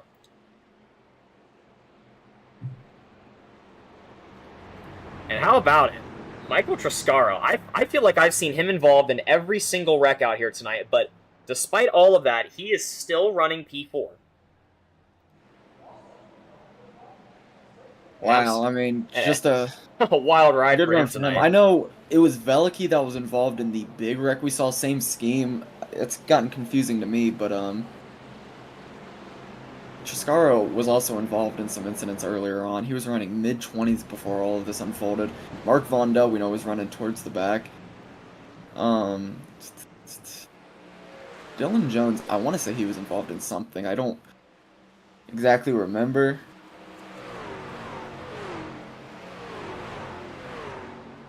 Yeah, either way, 2 laps to go as we're going to be going green, but a wild ride so far tonight. 5 cautions of the night. It's been a wild ride for these drivers, Kevin. That it has, and I think we're going to see some... I don't want to say another caution, but I think we're definitely going to see some more wrecking. Some confrontational driving is what you mean to say here. Yeah. And I'll have to agree with you on that one. It's been a wild one tonight so far, Kevin, and with only 2 laps to go as we go green, it's going to be I think we're in for a treat. And look at that. Not many cars still on the in the lead group, but how about it? Tucker McClendon, he made his way back into the group, and he's going to be... he's still going to have a shot here with 2 laps to go, but he is going to be, like I said, back into P11. He's going to have to make some movement. He's going to have to make it quick, assuming we stay green out here.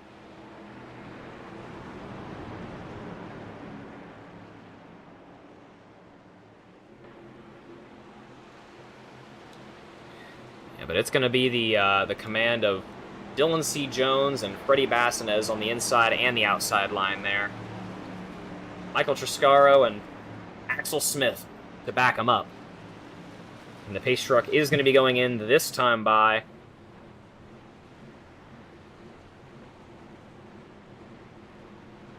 and off it goes, and we will be going green, hopefully for the last time of the night out here, but only time will tell, and the green flag is out. Dylan C. Jones with a good run on the inside. Yeah, and we're green here at Daytona. It's going to be Jones and Bassinez side by side, but that inside getting a lot of speed. Axel Smith is going to clear Bassinez, but they're side by side. Dylan Jones out in front. That outside line led by Bassinez getting some speed going into the turns. They're getting up to the gears, getting up to speed, and it's just, I mean, it's like, it's really chaotic racing, it seems, Luke. It's like a lot of shaky racing towards the back even. Oh, and the 4 sideways, they're wrecking! Oh, and a hard wreck. Corbett's on his head. Corbett's on his head. Garrett Main's involved. Good lord. And he is Corbett, hosting. Goodness. And we're going to see our first green-white checkered of the night. And we're going to have to go back and watch that one. And I believe that is actually the previous wreck. We're going to have to go ahead and take a look at the one that just happened out here.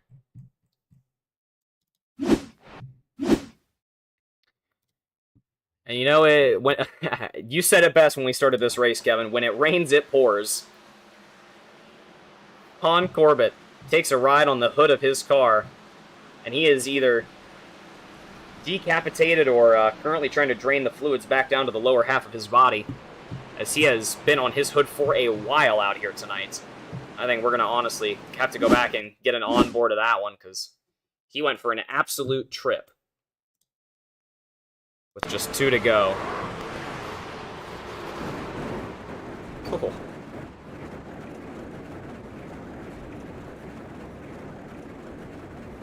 Boy, oh boy, and a bumpy ride for Sean Corbett. We're going to go back and get maybe an overhead view of that one and see where that all stirred up.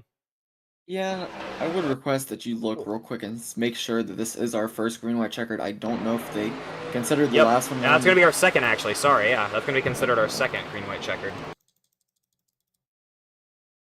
And man, it's tough to say here.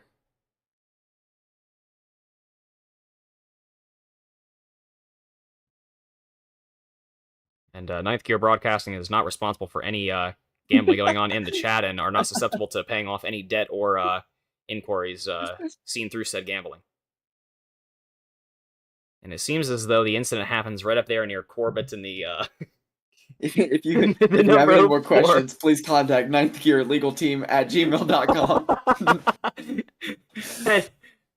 Many vehicles involved in that one, and unfortunately, I think I see Tucker McClendon involved in that one as well, and I believe that's going to probably stuff out the rest of the race there for him, and Sean Corbett as well up on the hood of his car. Yeah, and just got word that the airlift medical chopper now out of fuel from taking drivers back and forth to Memorial Hospital Daytona. So, unfortunate for that. Corbett's just going to have to wait. Yeah, and this might be one of the biggest paydays in the hospital for Miami of the year. I believe as of right now, we're only going to see... Or Daytona, sorry. We're only going to have 12 cars out here still pacing within the... with the pace car out here. A lot of vehicles in the pits after that one, and it's going to be the second green-white checkered of the night, Kevin. Yeah, and you know, I can't say I expected this, Luke. I thought we'd have a lot of incidents once they started, but I didn't think they'd be like this. It seems like it's just and we're getting more tow trucks on routes to Daytona. What I'm trying to get at is it doesn't seem like the incidents we're used to. It seems like just sloppy driving almost. I could be wrong on that though. I mean, it's tough to say. They're kind of all over the place on these restarts. I mean, at this point now, though, I mean, we've seen so much chaotic racing. A lot of drivers we don't typically see up in the front. I think everyone's just trying to fight and shove their way up to the front and, you know, secure a money position here. Because what is our payout bracket here? I believe it's the top 5 getting a payout out here tonight, if I'm not mistaken. Yeah, let me take a look. Yeah, it's going to be your top 5 and then the heat winners. So, just trying to get into that top 5. It's the name of the game for now. And just a quick reminder for all of the viewers out there, if you're not currently subscribed, please hit that subscribe button. We're trying to close in on 100 subscribers now. We're at, I believe, 89. And we just underwent a little bit of a change in terms of logoing and all that stuff. We're going to hopefully get a little more race graphics for you while we're, you know, in our starting soon interview screen, stuff like that, to bring more of an appealing broadcast for you guys. But maybe, like we said, a possible car scheme running, and I know Kevin did mention Discord a couple times out there, so some big things going on over here at Ninth Gear Broadcasting. Hopefully bringing some more exciting streams for you, because, boy, I know the drivers bring the thunder out here on Wednesday nights, Kevin. That they do, and we see these drivers in a lot of our series that we've ran, and I can't say there's any lack of excitement in any of the series that these guys run in. A lot of experienced drivers, but also a lot of fun to watch drivers just based off of what we see from the incidents out here. Oh yeah, and yeah, we are definitely requesting a full fleet of any tow truck drivers, medevac, or extra ambulances en route to Daytona, because it has been a wild one for many of the drivers out here tonight, and only 18 drivers going to be caught up to the pace car, I believe, here before we go green, and I believe one of those is going to be Tucker McClendon. He's going to make his way back up in here into the top 16. He's going to have a shot at this thing here tonight. Yeah, and you know, ever since the miraculous transfer seems to be him going the wrong way on these restarts, it's tough when you're in that, you know, P10-ish area to not get involved in these incidents when they are happening through about half the field. But enough about that. Pace truck is in. They're at the Geico restart zone. Dylan Jones has the command, and we are green here at Daytona. 2 to go. Second green, white checkered. About midnight here at Daytona, under the lights. 2x2, going through the gears. Here we go. Yeah, Dylan C. Jones looking to get it done out here tonight. He's had a pretty strong race out here tonight, but the field is already fanning out behind him, it seems, and they are getting shaky. 2 to go, and oh, it's getting shifty, and they're loose, and they're wrecking already. And Garrett Mann's up in the air, and the whole field is going to collect again behind him. Holy shit. Danny Barnes. Doesn't even need to be said. Oh! What could be said? And Chris Melton. Huge collision back there with the number 30. Oh my. And that's going to take us to the third green and white checkered of the night out here for Roughneck Racing. And good lord, we're going to have to go back again and look at that one. Another wild wreck out here. And like you said, Kevin, when it rains, it pours. It is coming down now as Garrett Maines does a flip. Melton getting a bit of a jump there from the number 30. And he's going to coast backwards and... Oh! Jeez. Baker's mom, I believe, about calling it quits out here tonight. As Matthew Baker wasn't involved in that one, I do believe. Let's go ahead and get back there and take a look at where he was in that ordeal.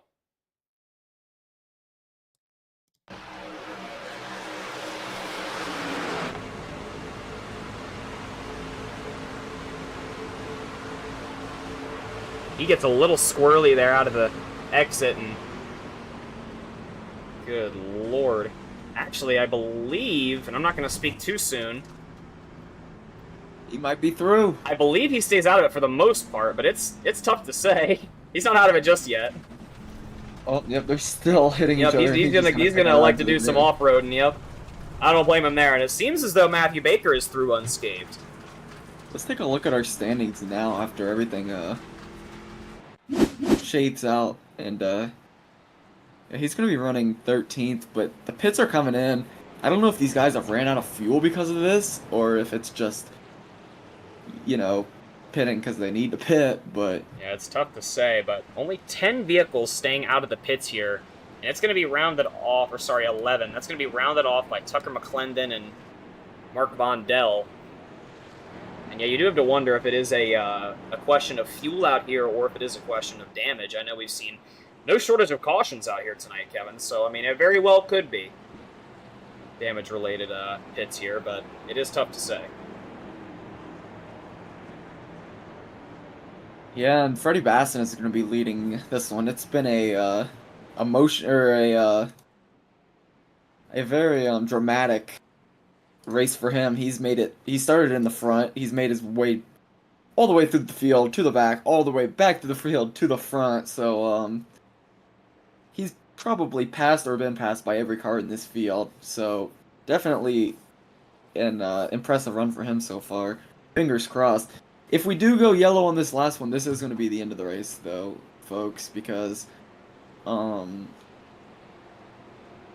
think they would run James Wagner's pockets dry with the amount of cautions based off, you know, just upkeeping the server on iRacing. So we can't be out here forever. So if we do see another caution fly, it's going to be the official results.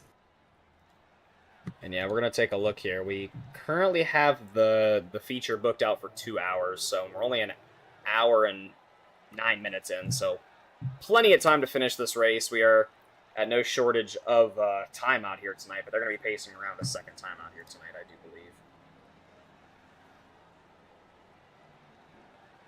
And yeah, you know, the story of the night, I think, so far has been between Triscaro and Tucker McClendon. They've both been survivors throughout these wrecks. They've fought their way through, and they're still both clinging on to, what is that, a P2 and a P9 right now to start us off here again. They're both looking to get things done and stay in that money bracket. We got a quote from James Wagner, it seems. Pockets ain't empty, cuz. Not yet they aren't, but Lord knows how long this race is gonna go on. I'd like to point out,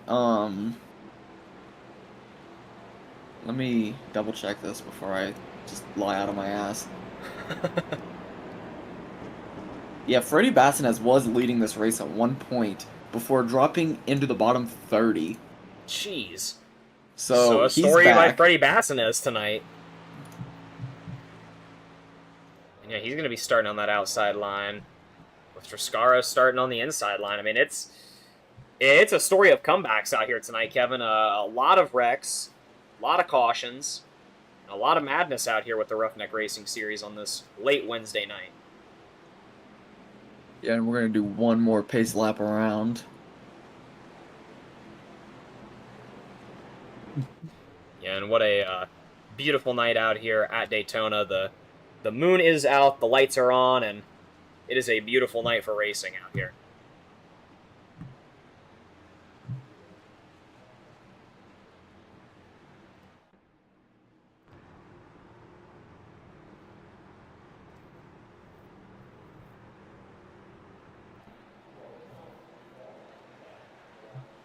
Ugh. And yeah, you know, I would love to see the over-under of vehicles with a 0x in this lobby. But enough jokes said, the pace truck is going to be in, and it's going to be the command of Michael Triscara and Freddie Bassinez. Yeah, Bassinez electing to take that top line. He had the choice. He goes top. We're green here at Daytona. How about Mellicar back in it and Garrett Maines, who was just upside down? And yeah, like we said, a story of crazy events out here tonight, and Freddie Bassinez barely... Oh, and they're wrecking in the back, it seems. A car's on the infield, and yep, they're wrecking in the back. Let's go to our leaders. As It's going to stay green out here, it seems. Freddie Bassinez. And they're wrecking again on the back straightaway. Oh, and just... Holding it together. Bumpers are flying, but they seem to keep it together. And oh boy, we are in for an exciting last lap out here, as it's going to be the white flag out this time by Freddie Bassinez with the lead. But Justin Melichar on the outside line, he's making a run. Garrett Maines on his bumper. Yeah, Maines and Triscara lurking in the shadows. Matthew Baker now into 7th place. He's back. Oh, and there's that And third the line. white flag is out. Bassinez is leading right now. Oh, they're One so lap shifty. to go. No matter what, here we go. Mellicar on the outside, Bassinez on the inside. They're 2x2. The third line's out there, but it's a little far back. They're wrecking behind them. There's more wrecking, Oh, and there Freddie is Bassinez in the more wall. wrecking. Oh, hard it- into the wall, and Joshua McCullough in the lead. It clears for McCullough and Matthew Baker. It's going to be a drag race for the final It's stretch. going to be a one-on-one. Oh my, mono e Between mono. Joshua McCullough and Matthew Baker. Hopefully Baker's mom didn't go to sleep because this one is not over. Baker has a little bit of damage, and that's going to be the results. Do not pay attention to that, though. We know we've had some issues with that. I don't know if they're checking yet. Regardless, we're going to call it as it is, and Joshua McCullough with the lead here. He's got a sizable lead, and I believe he is going to take it tonight ahead of Matthew Baker. And what an exciting end to an exciting race by Matthew Baker and Joshua McCullough.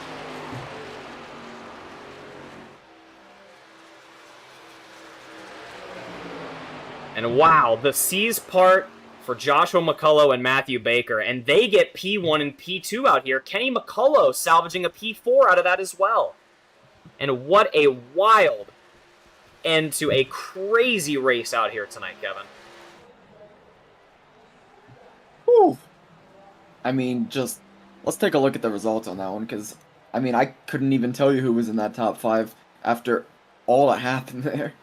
Yeah, I mean, that was an absolute wild one as we take a look at the official results. Joshua McCullough taking the lead, followed by Matthew Baker, Garrett Maines, Kenny McCullough Jr., Nick Seipel, and Michael Triscara, just to name a few. But the story tonight was Joshua McCullough, it seems, the C's part for him and Matthew Baker, and they're going to end with a P1 and P2 result here as we're going to see the victory shitties by Joshua McCullough across the checkered. What a race and what a finish. I mean, the cautions, they can be cleaned up. But the excitement of the race, I don't think it's going to get much better than that, Luke. No, I mean, I As much as I hate seeing as many cautions as we did tonight, I will take that amount of action any night of the week. That was an absolute blast to commentate that one. Just wrecks everywhere, and Joshua McCullough getting things done out here tonight at the Roughneck Racing Series.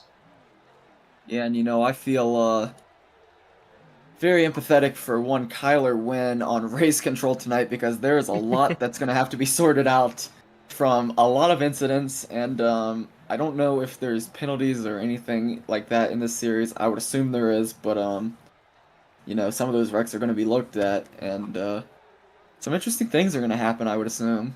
Yep, and Baker's mom is still awake. She's got to be happy with his performance out here tonight. Getting into the money when, it just didn't seem possible at some points.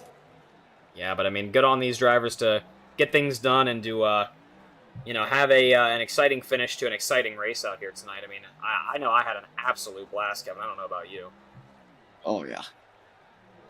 Absolute chills out here tonight, and I'm going to get Garrett Maines in here for our first interview. Hey, Garrett, guys in the booth, can you hear me? Yes, sir. I mean, you were not 10 laps before the finish, you were on your side, involved in one of the many huge wrecks we saw out there. You were able to get it back together, you were able to get back up to the front, just two, three green, white checkers, and you just kept moving back towards the front, and you were able to get a third place finish. You want to talk us through how that race went? Were we racing? I think we missed the memo tonight. I really think that we were in a demo derby, and I almost won it. Shoot.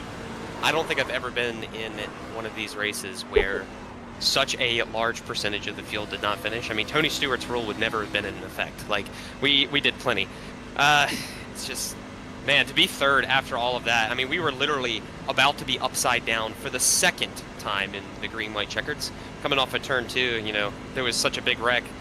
Nick came down the track and just slammed me straight towards the inside wall. Like, this was the career ender. We were aimed straight for it, and I was able to just get the car whipped back just in time. I was going to say, I'm just watching your save. Holy cow, I don't know how we didn't catch that. You were almost completely sideways there and managed to whip it back around. Holy shit, what a save.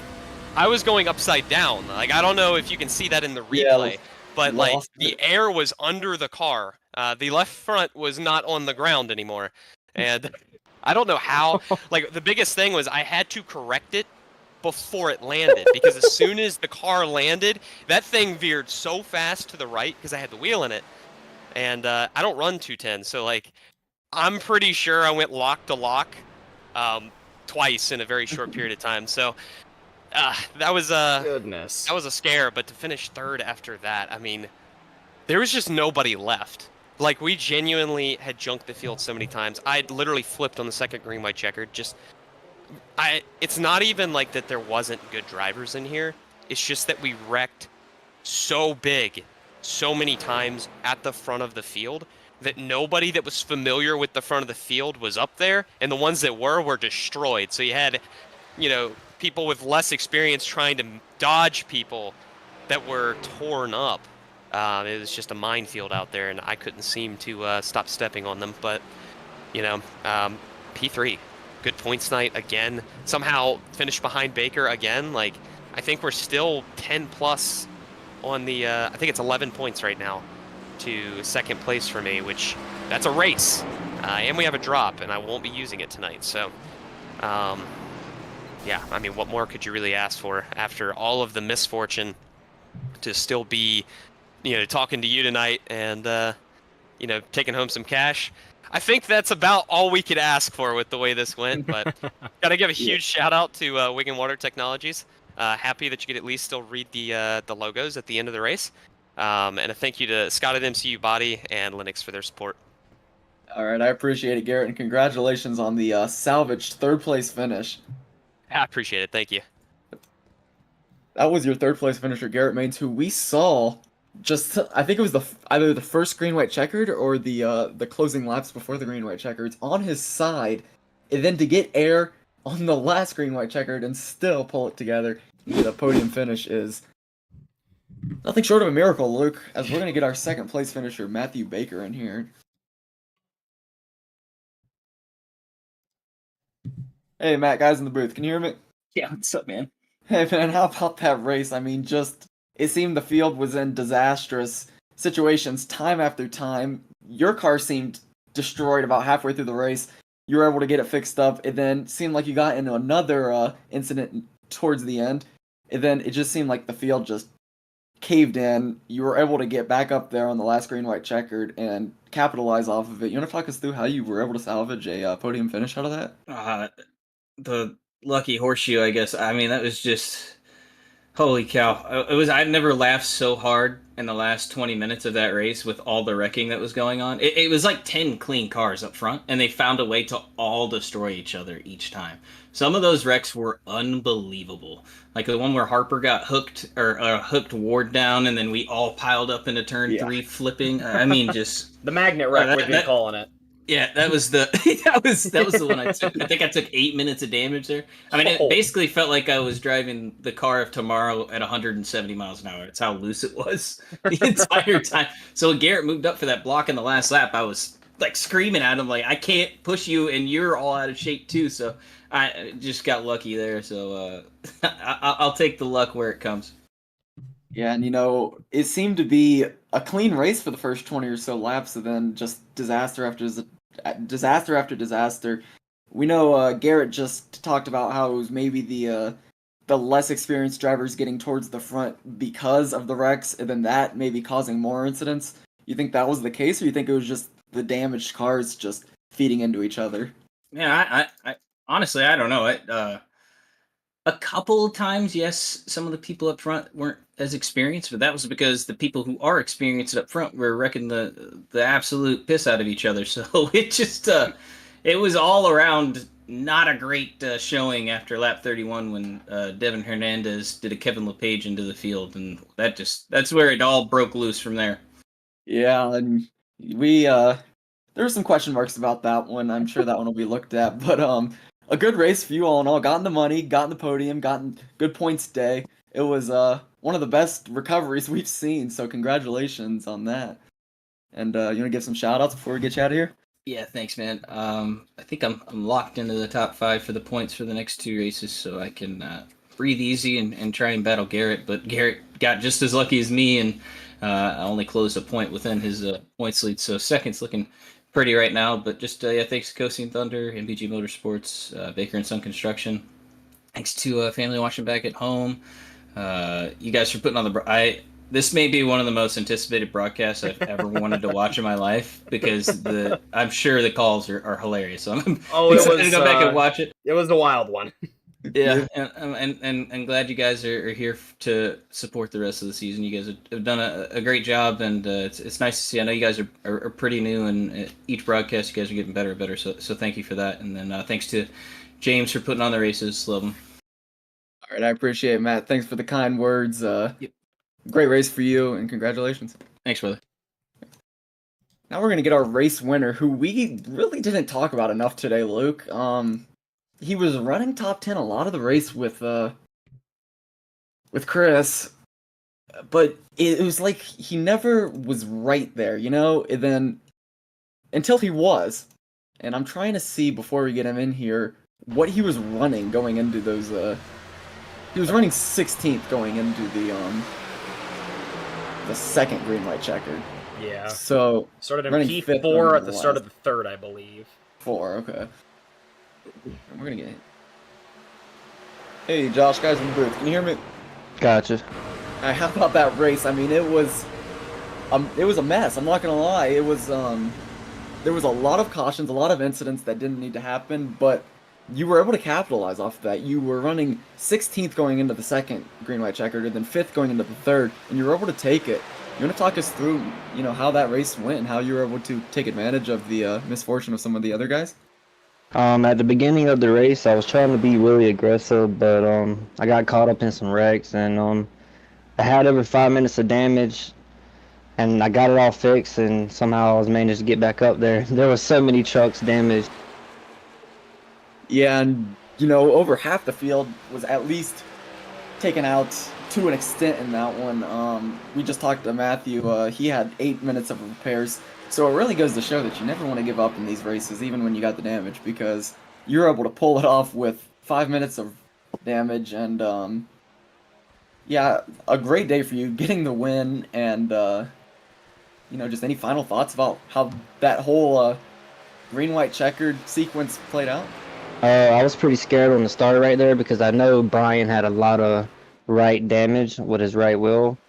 And right on the start, I knew he was going to kill that bottom lane. I'm glad I was able to jump up top. And it sucks for Freddie getting caught up in that wreck. I probably would have pushed him to the win.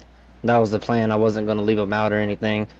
But yeah, that's pretty crazy. Everybody wrecked at the end. Yeah, and it's story of the night, people reckon. But congratulations on the win for you. A great win for you. You want to give some shout outs before I get you out of here? I want to give a shout out to James Wagner for putting on these races, and I want to thank Color Motorsports, and I want to thank y'all for the broadcast. All right, I appreciate it, Josh. Congratulations, and thanks for the interview. Thanks. A great day for Josh McCullough, Luke, and a great day for a lot of these guys, despite them probably thinking their day wasn't going to be so great about halfway through it. You know, it was an absolute wild one out here tonight, Kevin. I know I had an absolute blast broadcasting this one. I always do every single Wednesday.